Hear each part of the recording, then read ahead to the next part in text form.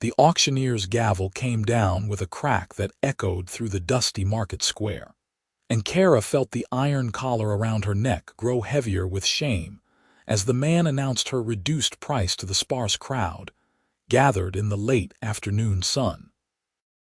"Half price for this one, gentlemen," the auctioneer called out, his voice carrying a mixture of annoyance and resignation. "She's got a mouth on her, this orc girl does. Talks back something fierce, but she's strong as an ox and young enough to get plenty of work years out of her. Who'll start the bidding at 50 silver? Kerra kept her eyes fixed on the wooden platform beneath her bare feet, her green skin marked with dust and bruises from the long journey in the slaver's wagon. Her tusks, small and curved, pressed against her lower lip as she clenched her jaw to keep from saying anything else that might make her situation worse.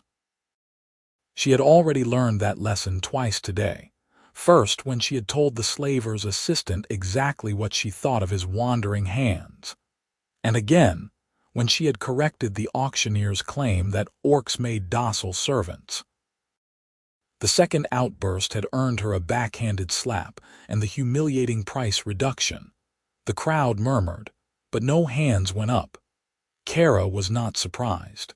She was the last lot of the day, and most buyers had already made their purchases and departed. Those who remained were either too poor to afford even a half-price slave or too particular to want an orc, especially one with a reputation for speaking her mind.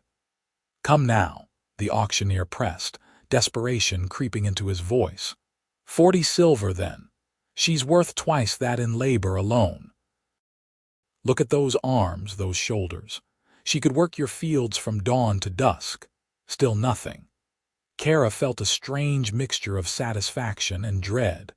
Part of her was glad that no one wanted to own her, but she knew what happened to slaves who did not sell. The slavers would take them farther south, to the border territories where the mines always needed workers, places where orcs went in and rarely came out. "I will give you 30 silver. The voice came from the back of the crowd, deep and measured. Kerra looked up despite herself, searching for the speaker. The small gathering parted and a man stepped forward. He was tall for a human, though still shorter than Kerra, with brown hair that fell just past his collar and eyes the color of warm amber. His clothes were plain but well made, the practical garments of a farmer or craftsman, and his hands bore the calluses of someone who worked with them daily. There was something in his expression that Kerra could not quite read, a kind of quiet assessment that made her straighten her spine instinctively. 30 silver, the auctioneer repeated, his tone suggesting he had expected better but would take what he could get. That's barely above rock bottom for an orc this size, but seeing as you're the only bidder, master. Marcus Jennings, the man supplied, already reaching for his coin purse. Master Jennings, then. 30 silver it is. She's all yours. The auctioneer snapped his fingers, and his assistant moved forward to unlock the chain that bound Kerra to the auction post, though he left the iron collar around her neck and the manacles on her wrists. Marcus counted out the coins with careful precision, placing them in the auctioneer's outstretched palm. When the transaction was complete, he took the end of Kerra's chain without ceremony and turned to leave. Kerra had no choice but to follow, her legs stiff from standing for hours and her stomach hollow with hunger. They walked through the market square in silence, Marcus leading, and Kerra trailing behind like a dog on a leash. The evening sun cast long shadows across the dirt roads, and the air smelled of hay and livestock. Kerra watched the man's back, trying to determine what kind of owner he would be. He had not examined her teeth or demanded she demonstrate her strength before buying her.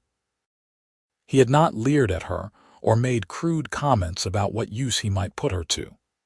He had simply paid and left, as though purchasing a slave was as mundane as buying a sack of grain. They reached a wagon hitched to a sturdy gray mare, and Marcus secured the end of Kerra's chain to the back of it with efficient movements.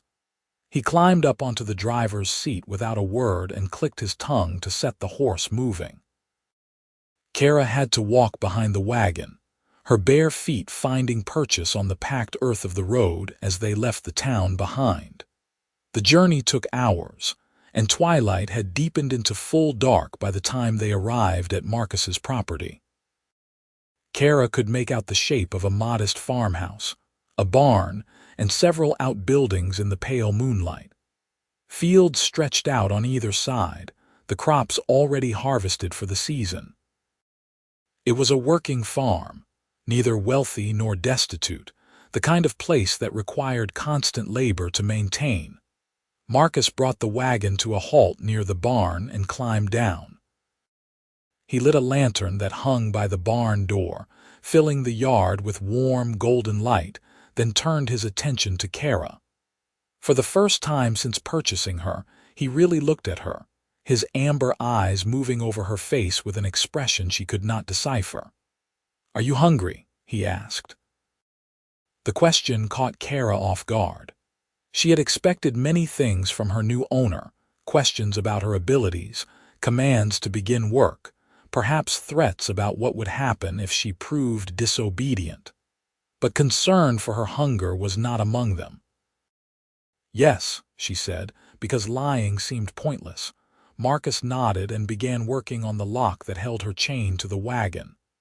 "There is stew left from dinner. It will be cold by now, but it is better than nothing." He led her not to the barn, as she had expected, but to the house. The interior was neat and sparsely furnished, with a stone fireplace along one wall and a wooden table surrounded by simple chairs. Marcus gestured for Kerra to sit, and she did, the chain attached to her collar clinking against the chair. He ladled stew from a pot into a wooden bowl and set it before her, along with a hunk of bread. Then he produced a key from his pocket and, to Kerra's shock, unlocked the manacles around her wrists. "Eat," he said simply. Kerra stared at the food, then at Marcus, then at her freed hands. The iron collar still circled her throat, and she was still technically bound to this man, but the gesture of removing the manacles felt significant in a way she did not fully understand. "Why did you buy me?" The question escaped before she could stop it, and she braced herself for anger at her boldness. Marcus had been moving toward the fireplace to stoke the dying embers, but he paused and looked back at her. "Because you needed buying, and I needed help on the farm." "You could have bought someone else, someone who did not talk back, someone cheaper even." "Perhaps." He knelt by the fireplace, adding kindling to the coals, "but I did not want someone else." "Why not?" Marcus was quiet for a moment, focused on coaxing the fire back to life. When flames began to lick at the new wood, he sat back on his heels and met her eyes again. "Because when the auctioneer struck you for correcting him about orcs being docile, you did not flinch. You did not apologize. You stood there with your head high and your spine straight, like a person who knows her own worth. I thought to myself that such a person deserves better than being sold like livestock. But since that was the situation we found ourselves in, the least I could do was ensure you did not end up with someone who would try to break that spine." Kerra felt something unfamiliar stir in her chest, a warmth that had nothing to do with the fire now crackling in the hearth. She looked down at the stew, suddenly uncertain how to respond. In the 6 months since the human soldiers had raided her clan's settlement and dragged her away in chains, no one had spoken to her as though she were a person rather than property. The kindness in Marcus's words felt dangerous, like something she could not afford to trust. "Eat," Marcus said again, gentler this time. "We can discuss the details of your work in the morning. Tonight you need food and rest." Kerra ate. The stew was indeed cold, but it was thick with vegetables and meat, the best meal she had tasted in months. She tried to pace herself, to maintain some dignity, but hunger won out and she finished the bowl quickly. Marcus refilled it without comment, and she ate that too, along with the bread. When she was done, Marcus showed her to a small room off the main living area. It contained a narrow bed with a straw mattress, a blanket and little else, but it was clean and private. He produced the key again and unlocked the collar from around her neck. "You are not a prisoner here," he said as he worked the stiff lock. "I bought you because the alternative was worse, but I have no interest in keeping you in chains. If you want to run, I will not stop you, though I would ask you to wait until morning so you can at least leave with a full stomach and proper shoes." The collar came free and Kerra touched her throat, feeling the raw skin where the iron had rubbed. She could run. She could walk out that door right now and disappear into the night.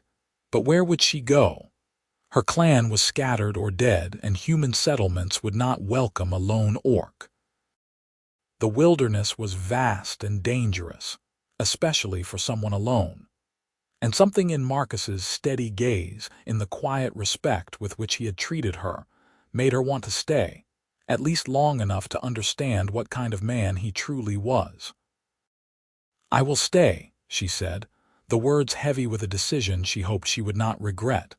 Marcus nodded as though he had expected no other answer. "Good. There is water in the basin for washing, and the blanket should keep you warm. Sleep well." He left, closing the door behind him, and Kerra was alone. She washed the dust and grime from her face and arms, then lay down on the bed. The mattress was thin but comfortable compared to the wagon floor she had grown accustomed to, and the blanket smelled faintly of lavender. She stared at the ceiling, her mind churning with questions and uncertainties, but exhaustion eventually won out and she slept. She woke to pale morning light filtering through a small window and the smell of cooking food. For a moment, she forgot where she was, her body tensing with the expectation of shouted orders and the rattle of chains. But then memory returned, along with the realization that her neck and wrists were free of metal. She sat up slowly, listening to the sounds of movement from the main room. When she emerged, she found Marcus at the table, eating porridge from a wooden bowl. He looked up and gestured to a second bowl already prepared and waiting. "Good morning," he said. "I hope you slept well." "I did." Kerra sat and began to eat. The porridge was simple but filling, sweetened with honey and studded with dried berries. Marcus finished his breakfast and pushed the bowl aside. "I own 50 acres here," he began, his tone businesslike but not unkind. "Most of it is farmland. I grow wheat, barley, and vegetables, along with keeping chickens and 2 cows. The work is hard, especially during planting and harvest, but the rest of the year it is manageable. I typically hire day laborers for the busiest times, but having someone here permanently will make things easier." Kerra listened, appreciating that he was explaining rather than simply ordering. "I am not a wealthy man," Marcus continued, "but I do well enough. I can pay you a small wage in addition to providing room and board. It will not be much at first, but it will be yours to keep or spend as you see fit." "You would pay me?" Kerra could not keep the surprise from her voice. "I am your slave. You bought me." "I bought you to get you away from that auction block," Marcus corrected. "What you are now is up to you. If you choose to work for me, I will pay you fairly. If you choose to leave, I will not stop you, though I hope you will stay." Kerra set down her spoon, studying the man across from her. His face was open, honest, without guile. "Why are you doing this?" Marcus leaned back in his chair, considering the question.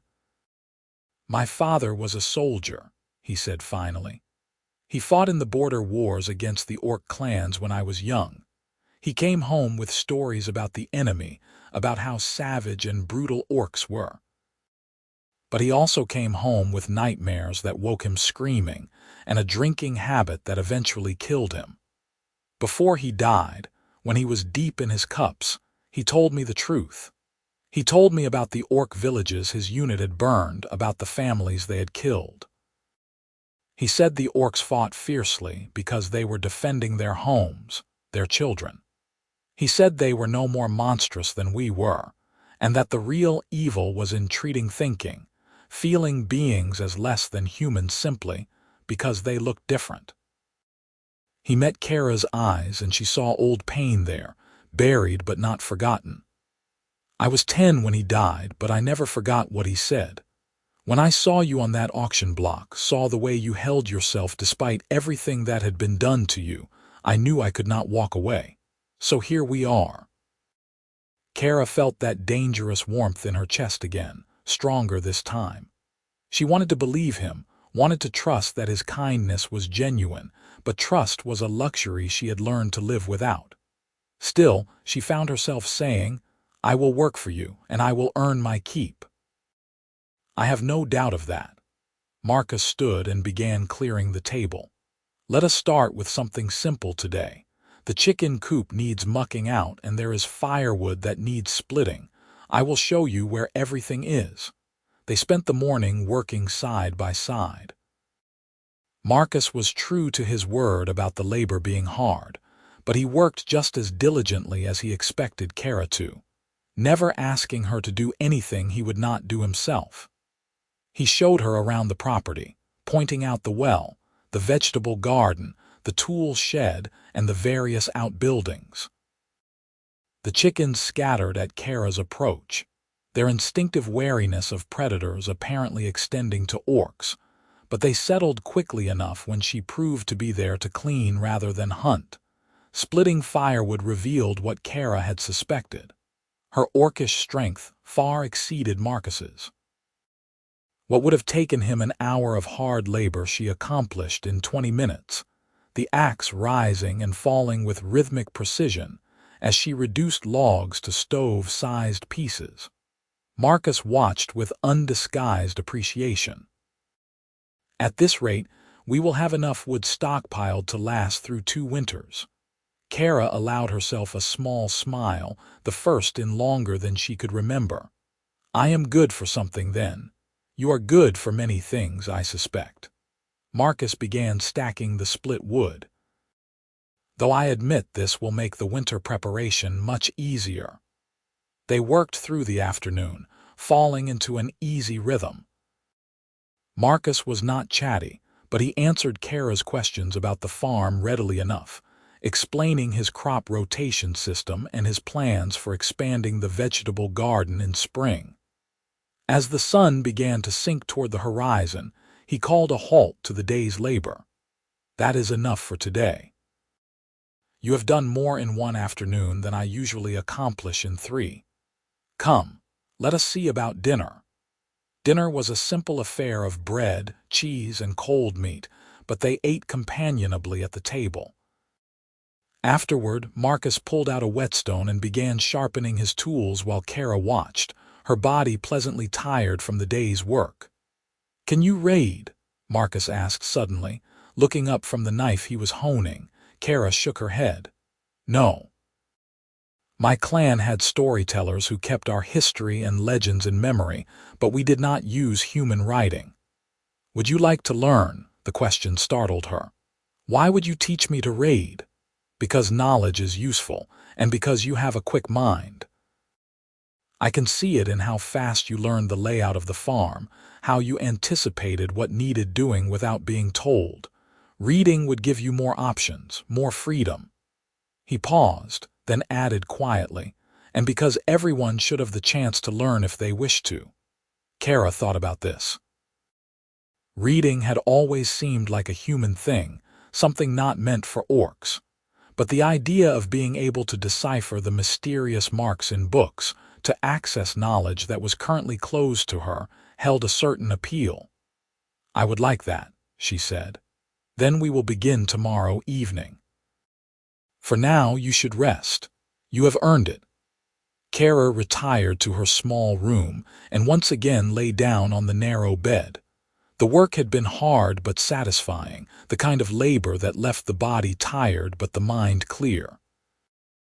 and Marcus's offer to teach her to read felt like another small key turning in a lock she had not known existed, opening possibilities she had not dared to imagine. The days fell into a pattern. Kerra rose early and worked hard, her orcish strength and stamina allowing her to accomplish tasks that would have taken Marcus much longer. She mucked out the barn, repaired fencing, hauled water, and did a dozen other chores that came with maintaining a working farm. Marcus worked alongside her, never asking her to do anything alone that required two sets of hands, never treating her as merely a servant despite technically owning the paper that declared her his property.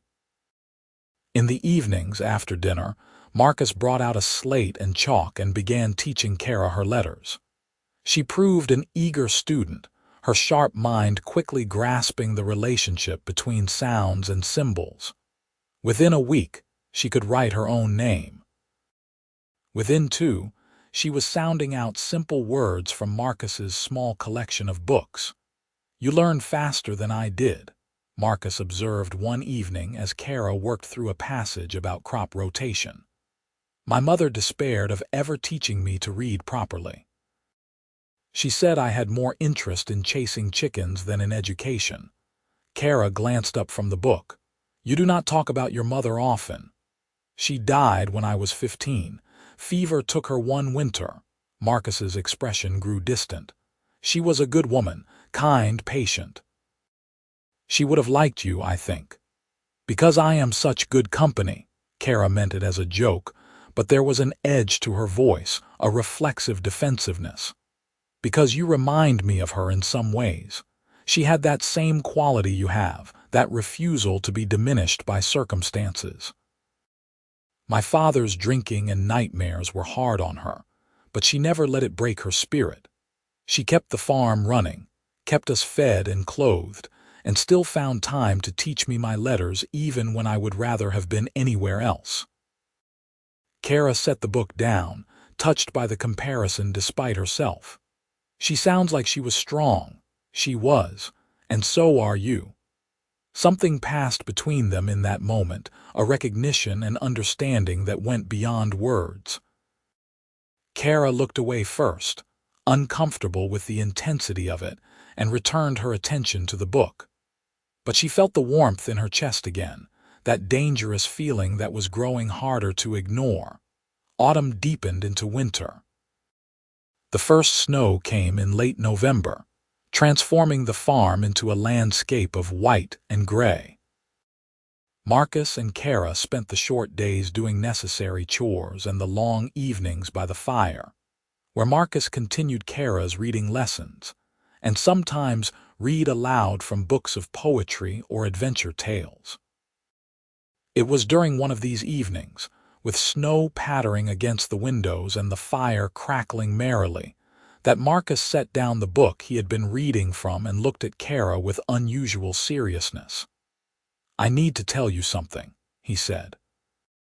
"In spring, when the roads are clear again, I will take you to the county seat and file the papers to free you officially. I would do it now, but the clerk's office is closed for winter and the roads are impassable besides. But I want you to know that your freedom is not contingent on you staying here or continuing to work for me. Once those papers are filed, you will be truly free to go wherever you wish." Kerra had been expecting something else, though she could not have said what. The promise of official freedom should have filled her with joy, but instead she felt a confusing tangle of emotions. "And if I wish to stay, then I would be glad of it, more than glad." Marcus hesitated, then added, "You have become important to me, Kerra. Not as a worker, not as someone I feel obligated to protect, but as a friend. Perhaps the best friend I have ever had. I would miss you terribly if you left, but I want you to have the choice." "I will stay," Kerra said, the words coming easily. "I have nowhere else to go, and even if I did, I think I would choose to be here. You have given me back something I thought I had lost." "What is that?" "Dignity. The ability to see myself as someone with worth beyond my strength or my labor." You did that just by treating me as though I were fully human, even though I am not." Marcus leaned forward, his amber eyes intent. "You are right that you are not human, but that does not make you lesser. Your people have their own culture, their own ways of seeing the world. The fact that humans have treated orcs terribly does not mean orcs are terrible. It means we are." Kerra felt tears prick at her eyes, the first she had allowed herself since her capture. "Why do you see that when so few others do?" "I do not know. Perhaps because my father's stories showed me the truth before I could be fully poisoned by the lies. Perhaps because I have always been more comfortable alone than in crowds, which meant I never absorbed the casual prejudice that spreads through communities like a disease. Or perhaps I am just stubborn enough to prefer making up my own mind about people rather than accepting what I am told." He smiled slightly. "You can thank my mother for that. She always said I was the most contrary child in the county." Kerra laughed despite the tears on her cheeks. "I am grateful for your contrary nature, then." They sat in comfortable silence after that, watching the fire burn low. Kerra felt something shifting inside her, something that went beyond gratitude or friendship. She was beginning to care for Marcus in a way that frightened her with its intensity. He was human, and she was orc. Even if he saw her as an equal, the rest of the world would not. The taboo against such relationships ran deep on both sides. If her clan knew what she was feeling, they would cast her out as a traitor to her people. And if the human community discovered that Marcus harbored feelings for an orc, he would face ostracism at best, violence at worst. But in the warmth of his home, with snow falling outside and the fire painting the room in shades of gold, Kerra allowed herself to imagine what it might be like if the world were different. If they were just two people who had found something precious in each other, without the weight of history and hatred pressing down on them. Winter deepened. The farm work slowed to a minimum, just feeding the animals and keeping paths clear of snow. Marcus and Kerra spent more time together indoors, talking, reading, or simply existing in companionable silence. Kerra learned more about Marcus's past, about his lonely childhood after his mother's death, about his decision to leave the military service he had briefly considered and instead take over the family farm. Marcus learned about Kerra's life before the raid, about her clan's traditions, about the mother who had taught her to appreciate the beauty of a well-crafted story and the father who had trained her to fight. "You miss them?" Marcus asked one evening. "Every day," Kerra admitted. "But the grief has become softer somehow. I will always carry it, but it does not consume me the way it once did." "I am glad for that. Not that you grieve, but that it has eased enough to let you live." One particularly cold night in January, a storm rolled in with such ferocity that the wind threatened to tear the roof from the house.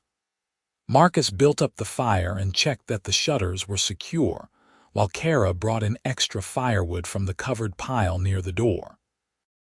They could hear the animals in the barn, restless and frightened by the howling wind. "I should go check on them," Marcus said, already reaching for his heavy coat. "I will come with you." Kerra pulled on the thick cloak Marcus had given her, one of his mother's old ones that she had altered to fit her larger frame. Together, they braved the storm, leaning into wind that tried to push them back with every step. The barn was warmer than outside but still drafty, and the animals were indeed agitated. Marcus moved among them with calm efficiency, speaking in soothing tones while checking that they had adequate food and water. Kerra helped, her presence seeming to reassure the larger animals even as it made the chickens nervous. They were finishing up when a tremendous crack split the air, followed by a crash that shook the barn's walls. Marcus ran to the door and peered out into the storm-darkened night. "The old oak," he said, his voice tight with worry. It has come down across the path between here and the house. They ventured out to assess the damage. The ancient tree, which had stood sentinel over the farm for longer than Marcus had been alive, had finally succumbed to age and the force of the wind. It lay across the yard like a fallen giant, its massive trunk blocking their route back to the house, and several of its branches having crashed through the barn's roof at the far end. "We cannot move it tonight," Marcus said, shouting to be heard over the wind. "And with that hole in the roof, the barn is going to get very cold very quickly. The animals will need to be kept warm." They worked for hours in the bitter cold, moving hay bales to create insulated pens, using tarps and boards to create makeshift shelters within the barn. By the time they finished, both were exhausted and chilled to the bone. The storm showed no signs of abating, and the path to the house was still blocked. "We will have to stay here tonight," Marcus said, his breath misting in the frigid air. "There is an old blanket in the tack room, and we can make a nest in the hay loft where it will be warmer." They climbed up to the loft, which retained some heat rising from the animals below. Marcus spread the blanket over a pile of hay while Kerra arranged more hay around them to create walls against the cold. They lay down close together out of necessity, sharing body heat beneath the single blanket. Kerra was acutely aware of Marcus's proximity, of the warmth of his body pressed against hers, of his breath stirring her hair. Her heart hammered in her chest, and she wondered if he could hear it. "Kerra," Marcus said quietly, "I need to tell you something." "What is it?" "I have been trying not to say this, trying to be proper and respectful of the power imbalance between us. You are technically still my property until spring, and I did not want you to feel pressured or obligated. But lying here with you, I find I cannot keep silent any longer." Kerra held her breath, afraid to hope. "I have feelings for you," Marcus continued, his voice soft but steady. "Feelings that go beyond friendship or companionship. I think about you constantly. I find excuses to work near you just so I can hear your voice. When you smile, it feels like the sun coming out after a long rain. And I know this is complicated, that the world will not understand, that we face obstacles I cannot even fully imagine. But I needed you to know. I care for you, Kerra, deeply." Kerra turned in the narrow space so she could see his face, illuminated faintly by the lantern they had left burning for safety. His amber eyes met hers, vulnerable and honest. "I care for you too," she said, the words rushing out now that she had allowed herself to speak them. "I have tried not to.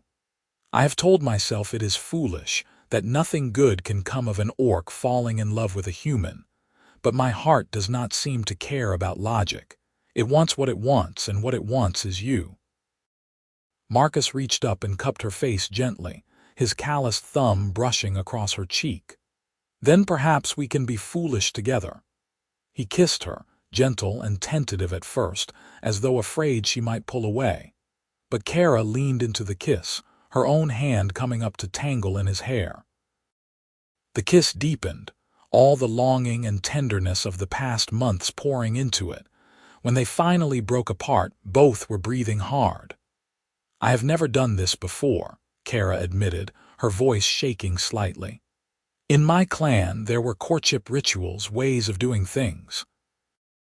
But I do not know the human ways, and I do not know how to navigate what we are."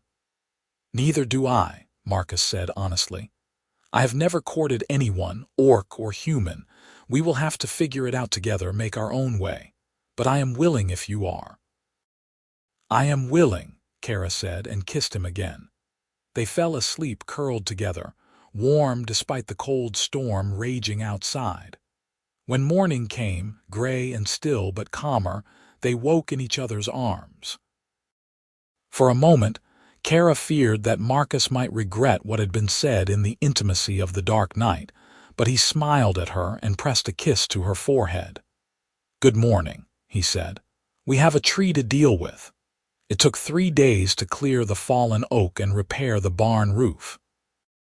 Marcus hired 2-day laborers from the neighboring farm to help with the heavy work, and Kerra was careful to maintain a professional distance from Marcus in their presence.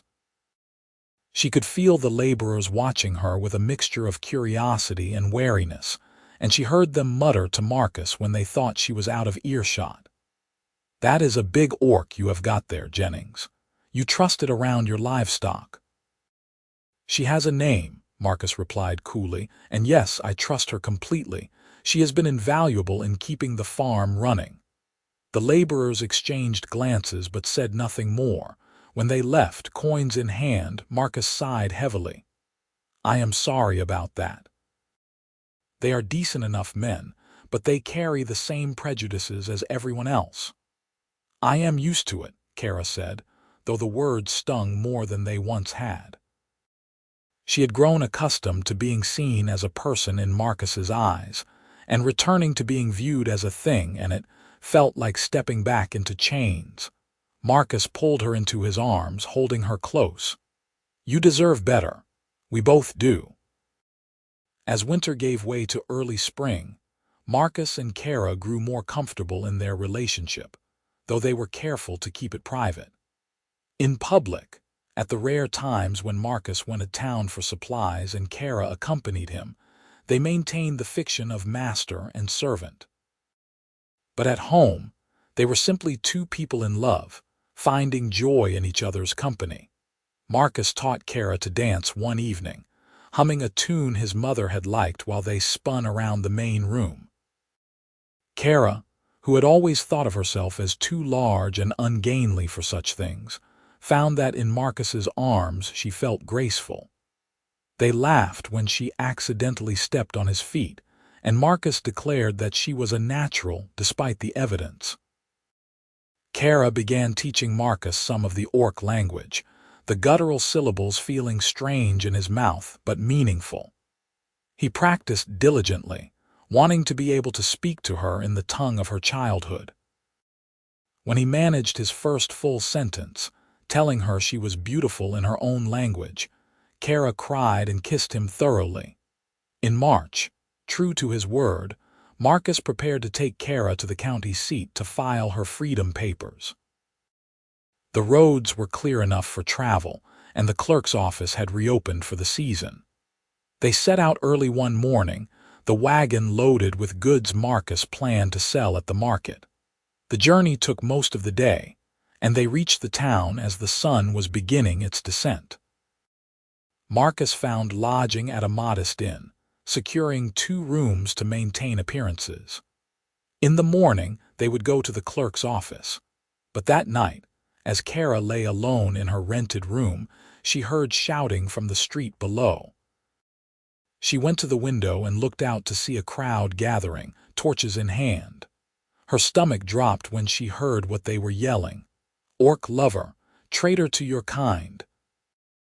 Someone had seen her and Marcus together, had noticed the way they looked at each other, the small intimacies they had perhaps not hidden as carefully as they thought. And now an angry mob was forming, their target clear. Kerra did not hesitate. She ran from her room, down the stairs and out into the street. Marcus was already there, having emerged from his own room at the noise. He saw her and his eyes widened with alarm. "Kerra, get back inside. Not without you." She moved to his side and together they faced the crowd. The mob was perhaps 20 strong, mostly men but a few women as well, their faces twisted with righteous anger. At their head was a large man with a blacksmith's build, his meaty fists clenched. "We do not tolerate that kind of depravity here," the blacksmith snarled. "Bad enough you bought yourself an orc, Jennings, but to lay with it. That is unnatural. That is against the gods themselves. What I do on my own land with a consenting adult is no business of yours," Marcus replied, his voice level despite the danger. "And I will thank you not to speak of her in such terms. Her name is Kerra, and she has more honor in her smallest finger than you have in your entire body." The blacksmith's face reddened. You dare speak to me of honor while you rut with a green-skinned beast. Your father would be ashamed. My father would understand better than you ever could. Marcus's hand moved to the knife at his belt, not drawing it but making it clear he would defend himself if necessary. Now disperse before this gets out of hand. Out of hand, the blacksmith laughed, an ugly sound. Boy, you do not get to make demands. You are going to hand over that orc and we are going to run it out of town. And if you are smart, you will go back to your farm and forget about your unnatural inclinations. No. The word was flat, final. The blacksmith took a step forward and the crowd shifted with him, a predator preparing to pounce. Kerra knew they had seconds before violence erupted. She also knew that in a fight, she and Marcus were outnumbered 10-1, but she would be damned if she went meekly. You want me? Kerra called out, her voice ringing across the street. Then come and take me, but know that I will not go easily and anyone who tries will pay in blood. Marcus glanced at her, his expression a mixture of fear and pride. Together, he murmured. Together, she confirmed. The blacksmith raised his hand to signal the charge, but before he could bring it down, a new voice cut through the tension. That is quite enough. An old woman pushed her way through the crowd, her spine straight despite her age and her eyes sharp as flint. She planted herself between the mob and Marcus and Kerra, her arms crossed. Widow Carmine, the blacksmith said, surprise evident in his tone. This does not concern you. The hell it does not, Thomas Bryant. I have lived in this town for 63 years, and I will not stand by while a mob attacks two people for the crime of finding happiness in a hard world. She turned to glare at the crowd, many of whom had the grace to look ashamed. You all should be embarrassed. Marcus Jennings has never done a thing to harm this community. He pays his taxes, helps his neighbors, and keeps to himself. And now you want to punish him because he sees worth in someone you have been taught to hate. But she is an orc, a woman in the crowd protested weakly. She is a person, Widow Carmine snapped, with thoughts and feelings same as you or I. I have met plenty of humans who were far more monstrous than any orc could be. Now all of you go home before you do something you will regret. The crowd wavered, uncertain. The blacksmith tried to rally them. We cannot just let this stand. It is wrong. What is wrong is you lot thinking you have the right to dictate how others live their lives. Widow Carmine's voice could have cut steel. Go home, Thomas. You have a wife and children waiting. Think about what example you are setting for them. Slowly, reluctantly, the crowd began to disperse. The blacksmith glared at Marcus and Kerra with undisguised hatred, but he too turned and left, his followers trailing behind him. When the street was empty save for the three of them, Widow Carmine turned to face Marcus and Kerra properly. You two have caused quite a stir. Thank you, Marcus said, his voice rough with emotion. You saved us, maybe, or maybe I just postponed the inevitable. The old woman's expression softened slightly. I remember your mother, Marcus. She was a good woman and she raised a good son. If she trusted you to know your own heart, then who am I to question it? She looked at Kerra, really looked at her, assessing. And you were ready to fight 20 people to stay by his side. I was, Kerra confirmed. Widow Carmine nodded slowly. Love like that is rare. It would be a shame to see it destroyed by small minds and smaller hearts. But you need to understand that this town is not safe for you. Word will spread, and there are those who will not be swayed by an old woman's scolding. You should leave and you should not come back. We will, Marcus said. Thank you, Widow Carmine. Truly. They returned to the inn long enough to gather their belongings, then left town in the dark, pushing the horse harder than was wise but unwilling to stay a moment longer than necessary. They did not stop until they were well clear of the town, the lights of it fading behind them. When they finally halted to let the horse rest, Marcus pulled Kerra into his arms and held her tightly. I am sorry. I should have been more careful, should have protected you better. You did protect me. You stood with me against that mob, knowing it could cost you everything. Kerra pulled back enough to look at him. But Widow Carmine was right. We cannot go back there, and if word spreads, other towns may be just as hostile. Then we will not go to towns, Marcus said firmly. We have the farm. We can be self-sufficient if we need to be, and if we need supplies we cannot produce ourselves. There are traders who travel the back roads, people who care more about coin than about who shares whose bed. Is that enough for you? A life of isolation, cut off from your own kind because of me? Marcus cupped her face in his hands. You are not a burden, Kerra. You are my choice, freely made. I would rather have a life alone with you than a life surrounded by people who demand I give you up. I love you. That is not going to change. I love you too, Kerra said, the words still new enough to feel momentous. And if we must make our own way apart from both our peoples, then so be it. They did not make it to the clerk's office to file the freedom papers. Instead, they returned to the farm and settled into their new reality. Marcus was true to his word. He began dealing only with traveling merchants and traders who cared little for social taboos as long as coin changed hands. The farm became their sanctuary, a place where they could be themselves without fear or judgment. Spring passed into summer. Kerra and Marcus worked the fields together, planting and tending crops. Kerra's strength made the heavy labor easier, and Marcus's knowledge ensured they did it right. They were a good team, each complementing the other's strengths. In the evenings, they sat together on the porch Marcus had built, watching the sun set over their land. Kerra continued to improve her reading, working through Marcus's small library and occasionally requesting new books from the traveling traders. Marcus practiced the Orc language until he could carry on simple conversations, delighting Kerra with his progress. One warm July evening, as they sat watching fireflies dance over the fields, Marcus took Kerra's hand. I want to ask you something, he said, his tone serious. Kerra's heart quickened. What is it?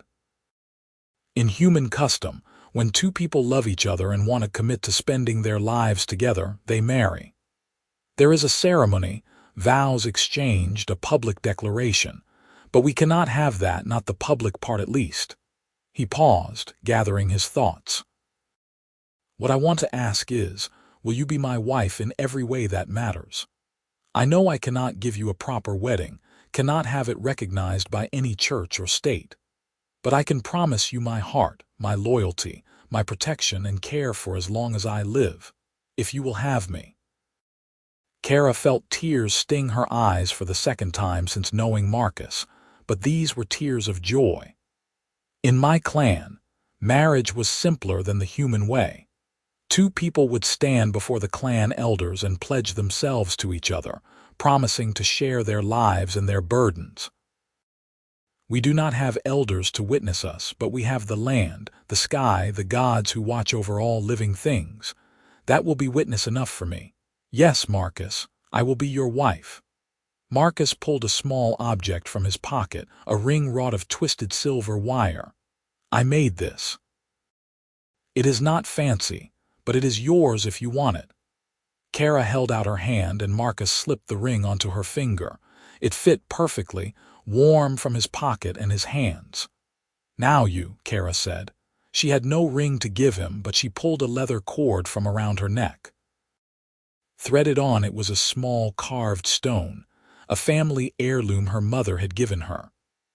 This belonged to my mother and her mother before her. It is all I have left of my clan. I want you to have it, to wear it as a symbol of our bond. Marcus bowed his head, and Kerra fastened the cord around his neck. When he straightened, his eyes were bright with emotion. They spoke their vows there on the porch, with the fireflies as witnesses and the evening breeze carrying their words across the fields. Kerra promised to stand by Marcus, to work beside him, to love him through hardship and joy. Marcus promised to honor Kerra, to see her as his equal, to cherish her for all his days. When the vows were done, they kissed as husband and wife, and Kerra felt a sense of rightness settle over her like a warm cloak. This was where she belonged. This was home. The years that followed were not easy, but they were good. Marcus and Kerra faced challenges: harsh winters, poor harvests, the occasional threatening visit from those who had heard rumors about the human farmer and his orc companion. But they faced everything together, their bond growing stronger with each obstacle overcome. In their third year together, a traveling merchant brought news that made Kerra's heart ache. The war between humans and orcs in the border regions had ended, a tentative peace brokered after decades of bloodshed. Some orc clans were beginning to resettle in their traditional territories, and there were even talks of establishing trade agreements between the two peoples. "You could try to find your clan," Marcus said gently when Kerra shared the news. "See if any of them survived, if they are among those resettling." Kerra considered it. Part of her yearned to know if her parents, her siblings, her friends had lived. But another part of her, the part that had built a life here with Marcus, hesitated. "Would you come with me?" she asked. "If you wanted me to, yes. Though I suspect a human showing up in an orc settlement might not be well received. And an orc who has married a human will likely be seen as a traitor," Kerra said quietly. "I do not know if I am ready to face that judgment, or to risk them trying to separate us." Marcus pulled her close. "The choice is yours. I will support whatever you decide." In the end, Kerra decided to send a message through the merchant networks, inquiring after her clan but not revealing her location or situation. Months later, a response came. Her clan had indeed survived, though diminished, and had resettled in the northern valleys. Her parents were alive, her younger brother as well, but her sister had fallen in the fighting.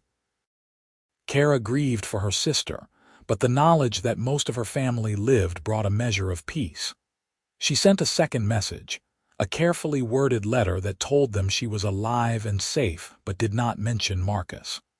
Her father's response, when it came, was brief but warm. He was glad she lived, and if she ever wished to return to the clan, she would be welcome. "Someday," Kerra told Marcus, "when the peace is more established, when maybe attitudes have softened a bit, perhaps we can visit. Together. I want them to know you, to see that what we have is real and worth celebrating." "Someday," Marcus agreed. 5 years after Marcus had bought Kerra at that market auction, they stood together on their thriving farm and looked out over all they had built. The farmhouse had been expanded, a second room added for storage and a proper workshop where Marcus did carpentry, and Kerra practiced the leatherworking she had learned from her mother. The fields were lush with crops, the barn housed more animals than they had started with, and the vegetable garden flourished under Kerra's attentive care. They had made a life together against all odds, two people from different worlds who had found in each other something worth fighting for. They faced prejudice and isolation, but they also had love, partnership, and the quiet satisfaction of work well done. "Do you ever regret it?" Marcus asked as they stood with their arms around each other. "Staying here with me instead of returning to your people?" "Never," Kerra said firmly. "You gave me back my freedom, my dignity, my sense of self. And then you gave me your heart. How could I regret that? I am the one who should be grateful. You could have run that first night, could have taken your freedom and never looked back. But you stayed, and you gave me a gift I never expected, a true partner, an equal, someone who sees me as I am and loves me anyway." Kerra turned in his arms to face him fully. "We saved each other, I think. You saved me from that auction block, from a life of bondage and misery. And I saved you from a life alone, from the slow death of the spirit that comes from never being fully known by another. Then we are even. More than even. We are blessed." as the sun set over their land, painting the sky in shades of gold and crimson. Marcus and Kerra stood together and watched.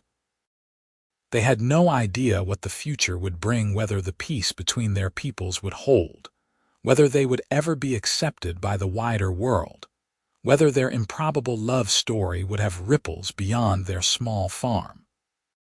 But they had each other, and they had this moment, and that was enough. A year later, as autumn painted the leaves in brilliant colors, a visitor came to the farm. He was an orc, tall and broad-shouldered, with the bearing of a warrior.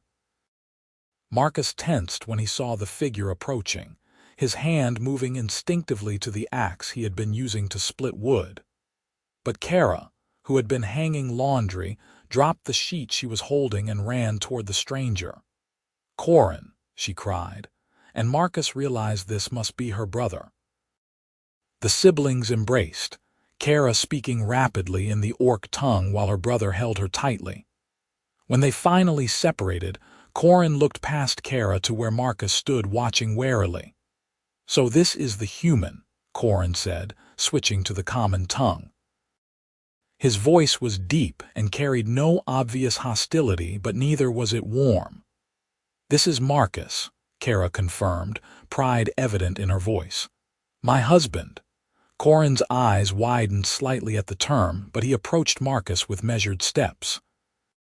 The two males stood facing each other, one human and one orc, and Marcus fought the urge to step back from the sheer physical presence of Kerra's brother. "You married my sister," Corin said flatly. "I did, with her consent and blessing." Marcus stood his ground, meeting Corin's gaze steadily. "Our parents do not know. She told them only that she was alive and safe, not that she had taken a human mate." Corin crossed his arms. "I came to see for myself what manner of man had claimed my sister, whether he was worthy of her or whether I needed to persuade her to return home." "Corin," Kerra said, a warning in her voice. "Marcus is a good man. He has treated me with nothing but respect and kindness. He freed me from slavery and gave me back my life." "He bought you in the first place," Corin pointed out. "To save me from a worse fate," Kerra countered. "And he has never treated me as property. From the very first night he gave me choices." Corin studied Marcus for a long moment, his expression unreadable. Then he said, "Show me your farm. Let me see how my sister lives." Marcus and Kerra showed Corin around the property, pointing out all they had built and maintained together. Corin asked probing questions, clearly trying to determine whether Kerra was truly happy or simply making the best of a bad situation. But as the tour progressed, his demeanor softened. He could see the care that had gone into every aspect of the farm, the signs of two people working in harmony. And he could see, in the way Kerra looked at Marcus, the genuine love that shone there. That evening they sat together at the dinner table, an unlikely trio. Kerra had prepared a meal that blended human and orc culinary traditions, and Corin ate with evident appreciation. "I will be honest," Corin said, setting down his cup. "When I got your message and pieced together what you were not saying, I was angry. I thought you had been seduced or coerced, that you had forgotten your people and your heritage. But I can see now that I was wrong. You have not forgotten who you are. You have simply chosen to be that person alongside someone who appreciates you. Does that mean you approve?" Kerra asked hopefully. "It means I no longer wish to drag you home by force," Corin replied with a slight smile. "Whether I fully approve will take time. This is still strange to me, seeing an orc and a human together as equals, as partners. But I can see that you are happy, and that is what matters most." He turned to Marcus. "You have my respect, human. Not many would stand where you stand, facing an angry orc brother with nothing but an axe and your own courage. You clearly love my sister, and she clearly loves you. That is not something I can argue against, much as part of me might want to." "Thank you," Marcus said quietly. "That means more than you know. Corin stayed for 3 days, and by the time he left, a tentative friendship had formed between him and Marcus. He promised to visit again, and to tell their parents the full truth about Kerra's situation when the time was right. They will struggle with it, he warned Kerra as he prepared to depart. Father especially.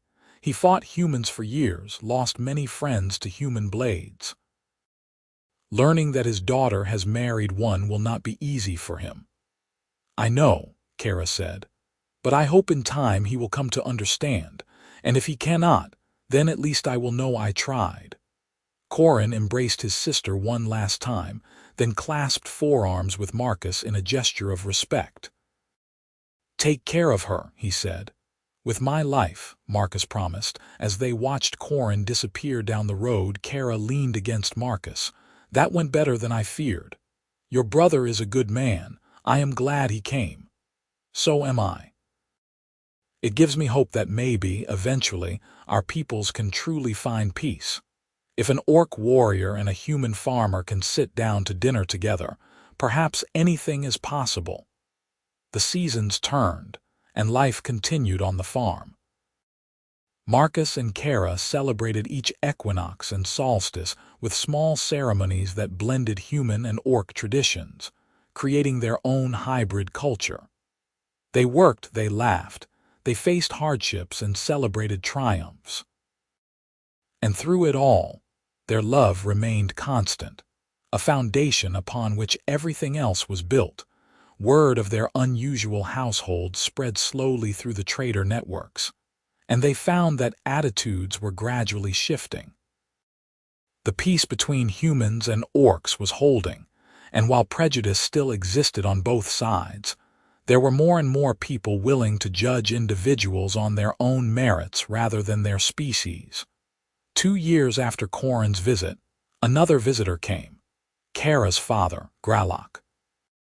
He was an imposing figure, even in his advancing age, with scars that spoke of a lifetime of battle. He did not come with anger, but neither did he come with acceptance. He came, he said, to understand. Marcus and Kerra spent a week showing him their life, explaining how they had met, how they had fallen in love, how they had built a partnership based on mutual respect and affection. Gralloch listened, asked difficult questions, and observed everything with the keen eye of a seasoned warrior. On his last evening with them, Gralloch sat with Marcus on the porch while Kerra prepared dinner inside. I did not want to like you, Gralloch said bluntly. I wanted to find you unworthy of my daughter to have a reason to take her home with me, but I cannot find that reason. You have given her a good life, treated her well, and clearly cherish her. That is all a father can ask for his child. I do cherish her, Marcus said, more than I can express in words. Then I will give you my blessing, human. Not because I am fully comfortable with this union, but because I see that my daughter is happy, and that is worth more than my comfort. Gralloch extended his hand, and Marcus took it. The orc's grip was strong enough to be painful, but Marcus did not flinch. When Gralloch left the next morning, he embraced Kerra and spoke to her in their language. Kerra cried and hugged him back, and when he had gone, she told Marcus what he had said.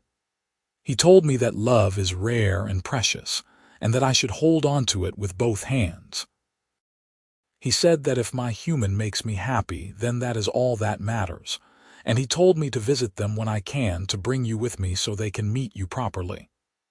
Would you want that? Marcus asked. To visit your clan? I would, Kerra said. Not yet, maybe, but someday. I want them to know you as I know you, to see what we have built together. That someday came 2 years later. Marcus and Kerra made the journey north to the valleys where Kerra's clan had resettled. It was a tense experience at first, being surrounded by orcs who viewed Marcus with suspicion and mistrust. But Kerra's family stood by them, and gradually, through demonstration of Marcus's good character and the obvious strength of his bond with Kerra, acceptance grew. They stayed for a month, and by the time they left, Marcus had taught several young orcs some basic carpentry techniques, and Kerra had reconnected with her mother in a way that healed old wounds. It was not perfect, there were still those in the clan who disapproved, but it was progress. Back at their farm, Marcus and Kerra settled once more into their routine, but something had shifted. They were no longer quite so isolated, no longer quite so cut off from their respective peoples. Bridges had been built, tentative and fragile but real. 10 years after Marcus had bought Kerra at that auction, they stood together in the same place they had spoken their vows. The farm had grown into a prosperous holding, and they had weathered every storm together. They were older now, marked by time and labor, but their love had only deepened with the years. "You remember what you said to me that night in the barn loft?" Kerra asked, lacing her fingers through Marcus's. "When you told me you had feelings for me, I remember every word. I said that when you smiled, it felt like the sun coming out after a long rain." "It still does," Kerra said softly. "Every day with you is sunshine, even when the skies are gray. You gave me back my life, Marcus. You gave me back myself." "And you gave me purpose," Marcus replied. "A reason to be brave, to stand against injustice, to believe in the possibility of change. You made me better than I was." They kissed as the sun set over their land, two souls who had found each other against impossible odds and had chosen, day after day, to keep choosing each other. Their story was not one that would be sung by bards or recorded in history books. It was simply the story of two people who saw past surface differences to the heart beneath, who built a life on love and respect, who proved that with courage and commitment, even the most unlikely bonds could flourish. In the years that followed, their farm became something of a waypoint for others like them, orcs and humans who had formed friendships or partnerships across the species divide. Marcus and Kerra offered shelter, advice, and the hope that came from seeing their success. They became elders of a sort, not to a clan or a town, but to a scattered community of misfits and dreamers who believed that the old hatreds did not have to define the future. Kerra's reading progressed until she could write as well as read, and she began recording the stories of those who passed through their farm, tales of love and friendship between humans and orcs, proof that peace was not just possible, but was already quietly taking root in countless small ways. Marcus added his own accounts, creating a chronicle that they hoped would someday help others understand that the barriers between peoples were not insurmountable. They never had children of their own, the biological incompatibility between their species making that impossible. But they became mentors and surrogate parents to many young people, both orc and human, who sought refuge or guidance. Their home was always open, their table always welcoming, and their story a beacon of hope. As they aged, their hair graying and their bodies slowing, Marcus and Kerra remained devoted to each other and to the life they had built. They tended their farm with the help of younger hands now, content to supervise and advise rather than do all the heavy labor themselves. In the evenings, they still sat on their porch, watching the sun set and talking about everything and nothing, comfortable in the silence that comes from truly knowing another person. When Marcus's health began to fail in their 32nd year together, Kerra nursed him with the same fierce devotion she had brought to every aspect of their life. She held his hand, read to him from their favorite books, and reminded him daily of how much he had meant to her, how much he had changed her world. "I do not regret a single day," Marcus told her, his voice weak but clear. "Every moment with you has been a gift." "Nor do I regret anything," Kerra said, tears streaming down her green cheeks. "You were the best thing that ever happened to me, Marcus Jennings. You saw me when no one else would. You loved me when the world said I was unworthy of love. You gave me a life beyond my wildest dreams. Promise me you will keep living after I am gone, Marcus said. Keep tending the farm, keep helping those who need it, keep being the extraordinary woman you are. Do not let grief consume you. I promise, Kerra whispered, though the words felt like ash in her mouth. Marcus died peacefully in their bed, with Kerra holding his hand and the morning sun streaming through the window. She buried him in the place they had spoken their vows, under the oak tree they had planted together in their 5th year of marriage. She carved his name into a stone marker, along with the words, "He saw past the surface to the soul beneath." Kerra kept her promise. She continued to run the farm with the help of friends and adopted family, continued to offer shelter to those who needed it, continued to record stories of hope and connection. She lived another 15 years after Marcus's death, long enough to see the peace between humans and orcs become firmly established, long enough to see mixed communities where the two species lived and worked side by side. In her final days, surrounded by the many lives she and Marcus had touched, Kerra dictated one last story for the Chronicle. It was their story, from that day at the auction to the moment of Marcus's death and beyond. She wanted it preserved, wanted future generations to know that love could bridge any divide, that one person's courage in seeing another's worth could change not just 2 lives but ripple outward to change the world. She died peacefully, as Marcus had, and was buried beside him under their oak tree. The farm passed to a young couple, one human and one orc, who had found each other through Marcus and Kerra's example. They vowed to maintain the tradition of welcome and hope, to keep the Chronicle going, to honor the legacy of 2 people who had dared to love across boundaries. The story of Marcus and Kerra spread in the years after their deaths, growing into legend. Some details were embellished, others forgotten, but the core remained true. A human man had seen worth in an orc woman when she was at her lowest point. He had freed her, respected her, loved her, and she had given him the same in return. Together, they had built a life that proved the old hatreds could be overcome, that different peoples could find common ground, that love was stronger than prejudice. Their chronicle, carefully preserved and added to by subsequent generations, became a touchstone for those working toward lasting peace between the species. The farm they had built became a symbol, a place where people from all backgrounds could come together to learn that their similarities were greater than their differences. And on quiet evenings, when the sun set over the fields and the wind rustled through the leaves of the oak tree that stood sentinel over 2 graves, some swore they could feel the presence of Marcus and Kerra still there, still watching over the land they had loved, still proving that the human heart and the orc heart beat with the same essential rhythms of hope, courage, and love.